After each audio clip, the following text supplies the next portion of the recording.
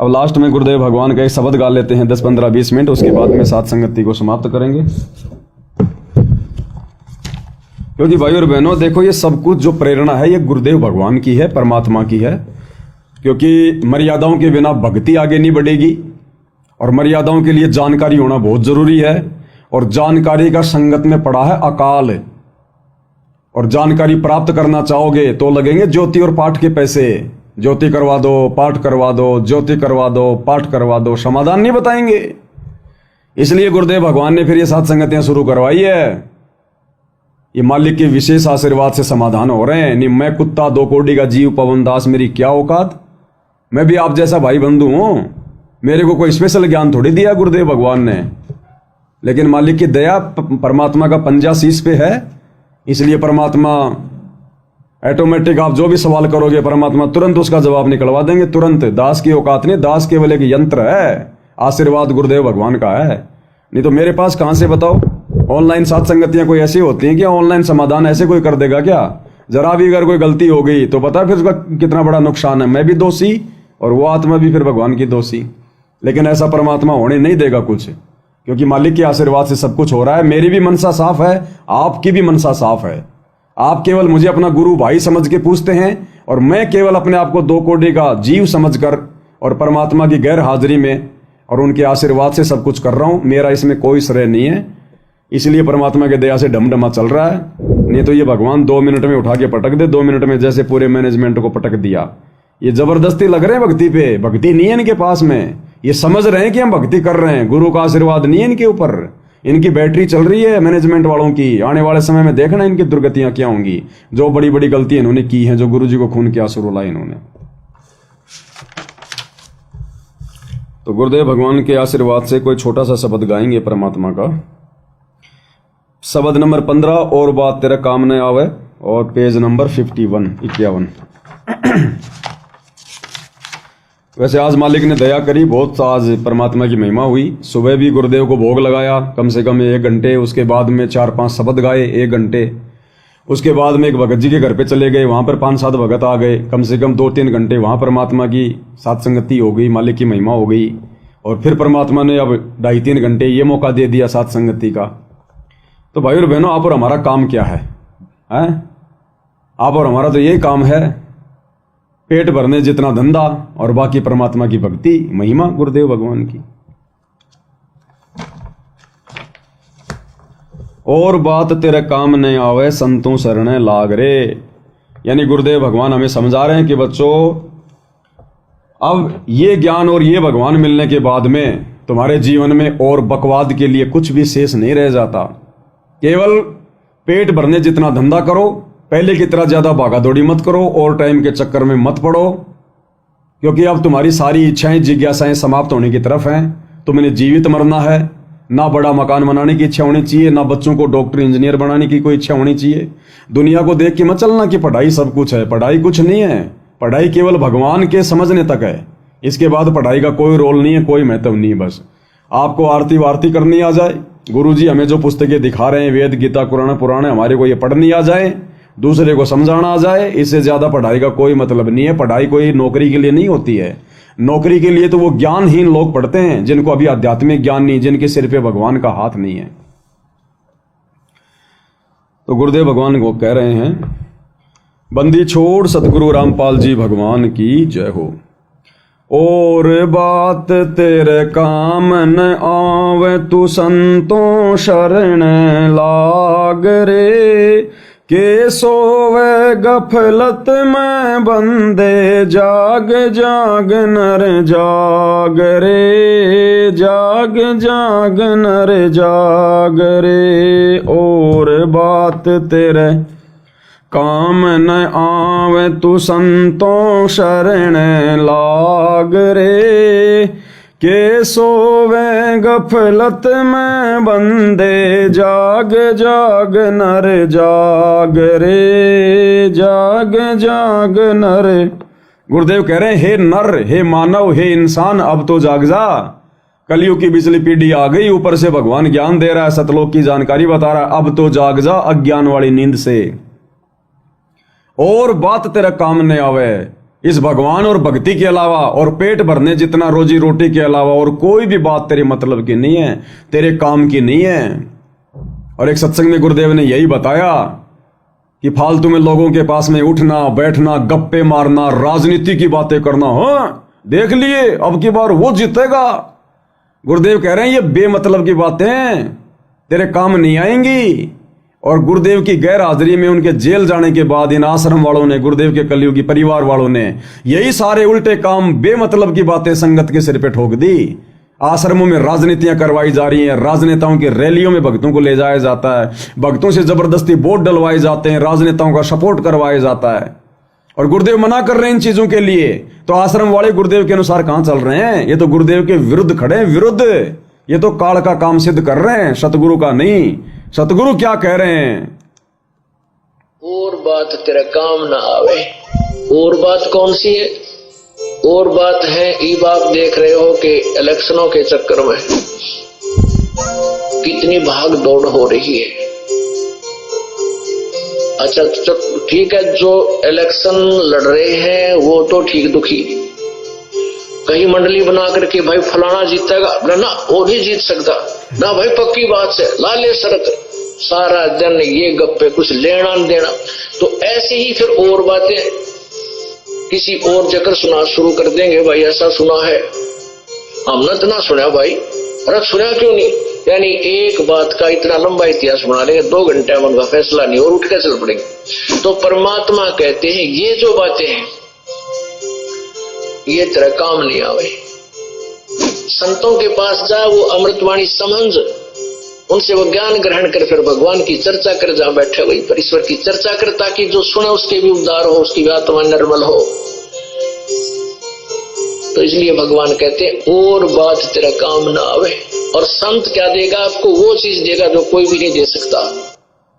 अब बताओ भाई और बहनों, गुरुदेव भगवान जिन कार्यों को करने के लिए मना करते हैं, जिन बकवादों से भक्तों को दूर करते हैं, वही सारी बकवादें इन आश्रमों में करवाई जा रही है।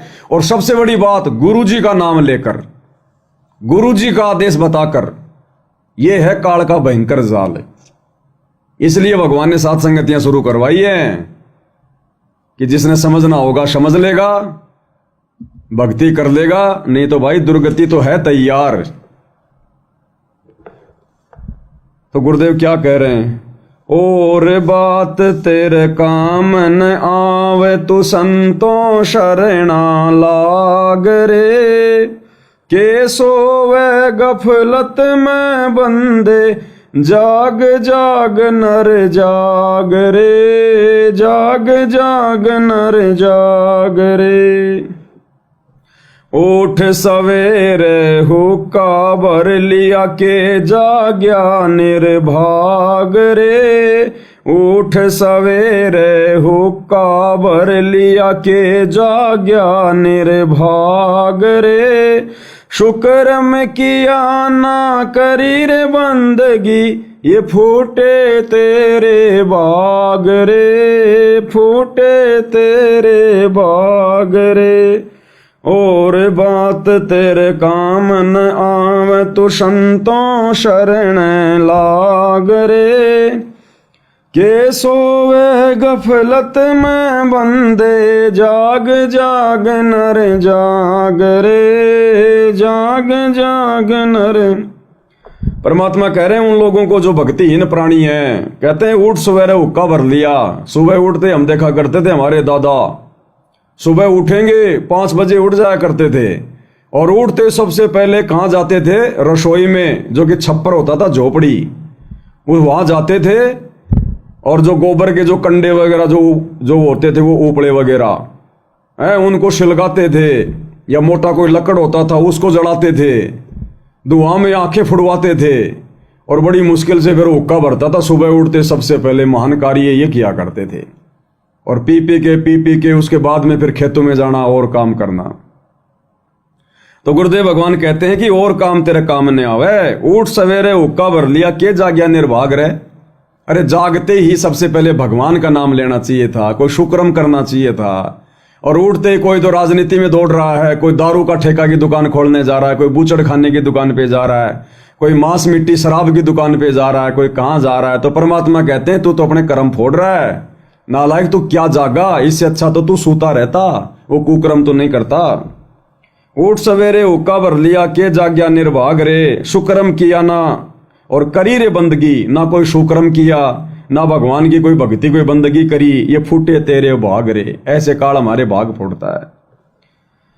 इस तन सराय में जीव मुसाफिर करता रहे दिमाग रे, रात बसेरा कर ले डेरा, चले सवेरा त्याग रे, चले सवेरा त्याग रे। और बात तेरे काम न आवे, तू संतों शरण लाग रे। के सोवे गफलत में बंदे, जाग जाग नर जाग रे, जाग जाग नर जाग रे। इस तन सराय में जीव मुसाफिर, ये तन ये शरीर गुरुदेव ने बताया ये केवल एक धर्मशाला की तरह है, यानी थोड़े बहुत समय के लिए परमात्मा ने हमारे को ये शरीर दिया है भक्ति करने के लिए। तो गुरुदेव कहते हैं तन सराय में जीव मुसाफिर और करता रहे दिमाग रे। अब ये मन जो है काल का एजेंट है, ये तरह तरह से हमारे को भ्रमित करेगा, उलझा के रखेगा उल्टे कार्यों में। तो गुरुदेव कहते हैं रात बसेरा और कर ले डेरा, चले सवेरा त्याग रे। थोड़े समय के लिए शरीर मिला है, जिस प्रकार आदमी किसी सराय में किसी धर्मशाला में जाता है, रात्रि विश्राम करता है, सुबह उठ के आगे चल जाता है, इसी प्रकार ये मनुष्य जन्म थोड़े बहुत समय के लिए मिला हमारे को। इसमें जितना हो सके भक्ति कर ले, बंदगी कर ले, सुकर्म कर ले, परमात्मा की चर्चा कर ले, भक्ति धन जमा कर ले। अन्यथा जब सवेरा हो जाएगा, अर्थात जिस दिन ये शरीर छूट जाएगा, हमने यहां से जाना पड़ेगा। भाई उमदा चोला बनया अनमोला, ये लगे दाग पे दाग रे। उमदा चोला बनया अनमोला, लगे दाग पे दाग रे। 2 दिन की गुजरान जगत में, क्यों जले बिरानी आग रे, जले बिरानी आग रे। और बात तेरे काम न आवे, तू संतों शरणा लाग रे। के सोवे गफलत में बंदे, जाग जाग नर जाग रे, जाग जाग नर। क्या करें गुरुदेव? उमदा चोला बण्या अनमोला, ये मनुष्य शरीर, ये चोला, ये बहुत ज्यादा अनमोल है, ये कोई छोटी मोटी कोई सस्ती चीज नहीं है। और तू क्यों बिना भक्ति के, बिना सतगुरु की शरण के इसके ऊपर दाग पे दाग लगाया जा रहा है? क्यों पाप का भागी बन रहा है? सबसे पहले तो भाई और बहनों, शास्त्र अनुकूल सच्चे सतगुरु की शरण में आकर साधना ना करना, ये सबसे बड़ा दाग है, ये सबसे बड़ा अपराध है। हम अपराधी बन रहे हैं भगवान के। तो गुरुदेव कह रहे हैं बिना भक्ति के तू क्यों इस अनमोल शरीर पे दाग लगाए जा रहा है, उल्टे सीधे काम करके, कुकर्म करके। और 2 दिन की गुजरान जगत में, या 2 दिन का बसेरा है, 4 दिन का जीवन है। जिस दिन वो समय पूरा हो जाएगा, समय से पूरी हो जाएंगी, उस दिन ये छोड़ के जाना पड़ेगा। तो भक्ति कर ले, क्यों जड़े बिरानी आग रे, क्यों फालतू में लोगों की तेरा मेरी निंदा चुगली, फालतू की बातें, राजनीति की बातें हैं, 2 टाइम की रोजी रोटी के लिए लोगों को ठगना, झूठ बोलना, रिश्वत लेना। परमात्मा कहते हैं क्यों तू बिरानी आग में जल रहा है? बैठ के भगवान की भक्ति कर, सतगुरु धरती पर आया हुआ है। कुबद कांचड़ी चढ़ रही चित पे, तू होया मनुष्य से नाग रे। सूझे नहीं सजन सुख सागर, बिना प्रेम बैराग रे, बिना प्रेम बैराग रे।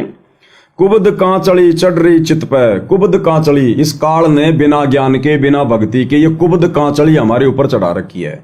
कांचड़ी क्या होती है? गुरुदेव ने बताया जैसे सर्प होता है, सांप, सांप के ऊपर एक वो प्लास्टिक की सी वो कांचड़ी होती है, उसको कहते हैं कांचड़ी। तो गुरुदेव कहते हैं इस मनुष्य शरीर के ऊपर तू क्यों फालतू में ये बकवादों की कांचड़ी चढ़ा रहा है? क्यों और पाप का भागी बन रहा है? तू हुआ मनुष्य से नागरे, बिना भक्ति के, बिना सत्संग के, तेरे अंदर जो कुबद पैदा हो गई है, तो लोगों का बुरा करते हुए बिल्कुल भी पीछे नहीं हट रहा। जीव हत्या करते हुए, नशा करते हुए, लोगों को ठगना, झूठ बोलना, रिश्वत लेना, पाप कर्म इकट्ठे करना। कहते हैं तू होया मनुष्य से नाग रे, तेरे अंदर जो इंसान की जो गुण होने चाहिए थे वो नहीं रहे, बिना ज्ञान के, बिना भक्ति के, बिना सतगुरु के। और तू होया मनुष्य से नाग रे, नाग यानी सांप, सर्प। सर्प किसी को भी डसते हुए देर नहीं करता।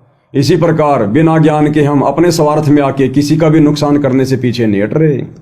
और सूझे नहीं सजन सुख सागर, बिना प्रेम बैराग रे।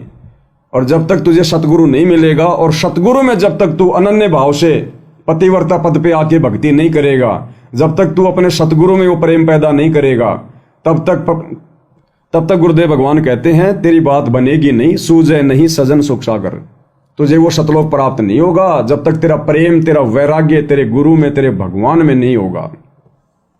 और ये तभी होगा जब मर्यादा में रह के भक्ति करेंगे और एकमात्र गुरु को ही अपना इष्ट मानेंगे। भाई हर सुमरे सो हंस कहावे, ये कामिक क्रोधी कागरे। हरि सुमरे सो हंस कहावे, कामिक क्रोधी कागरे। भवरन भर में विष के बण में, चल बेगमपुर बाग रे, चल बेगमपुर बाग रे। और बात तेरे काम न आवे, तू संतों शरणा लाग रे।